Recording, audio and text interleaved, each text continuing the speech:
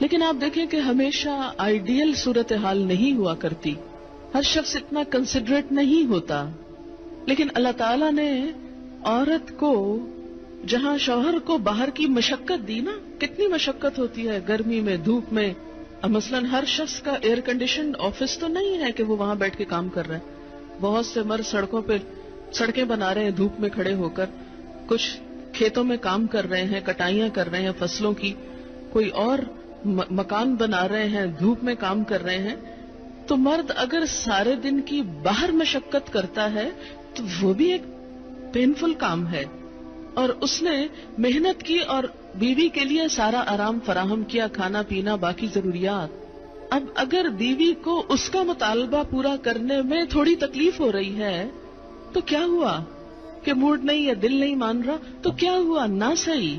لیکن اس کے باوجود جو عورت یہ سمجھتی ہے کہ میں اپنے موڈ کے خلاف جا کر بھی اگر اپنے شوہر کو راضی کرتی ہوں تو یہ میرے رب کی رضا حاصل کرنے کا ایک ذریعہ ہے، تو آپ دیکھیں کہ یہ وہ چیز ہے جس کا صلہ آپ کو اللہ دنیا میں دے دے گا، کیونکہ آپ یہاں صرف شوہر کی نہیں اللہ کی بھی اطاعت کر رہی ہیں.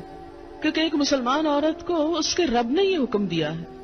اور اس میں وہ حدیث آپ نے سن رکھی ہوگی اور عورتوں کو سنانے میں بڑی مشکل پیش آتی ہے مجھے ہمیشہ، اور عورتیں ایک دم اوفینڈ ہونے لگتی ہیں.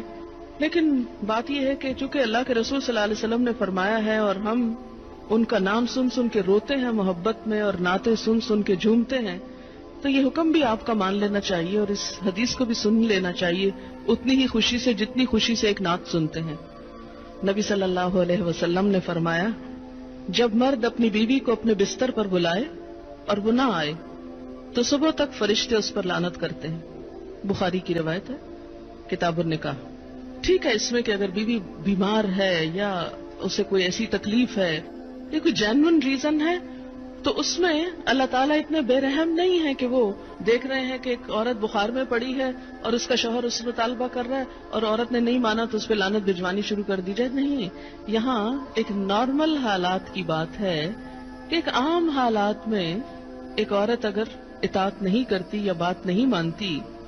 اور اسی لیے ایک اور حدیث ہے، حضرت ابو ہریرہ کہتے ہیں کہ آپ صلی اللہ علیہ وسلم نے فرمایا اگر عورت کا خاوند اس کے پاس موجود ہو تو وہ اس کی اجازت کے بغیر نفلی روزہ نہ رکھے. تو گویا شوہر کی اطاعت نمبر 1 عام روزمرہ زندگی کے کاموں میں کوآپریشن، اطاعت بمانا کوآپریشن ہے. طوعاً کا مطلب ہوتا ہے خوشی سے کام کرنا. نمبر 2 اس کی خاص ضرورت یا تقاضے کو پورا کرنے میں اطاعت. ہاں، کہاں اطاعت نہیں؟ جب وہ کوئی حرام کام کرنے کو کہے، جب وہ کوئی ناجائز کام کرنے کو کہے، جب وہ اللہ اور اس کے رسول صلی اللہ علیہ وسلم کی مرضی کے خلاف کام کرنے کو کہے. لا طاعت لمخلوق فی معصیت الخالق.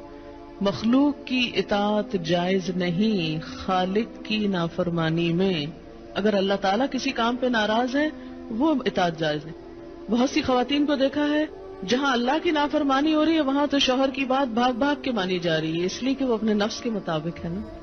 آپ سب جانتے ہیں کہاں کہاں.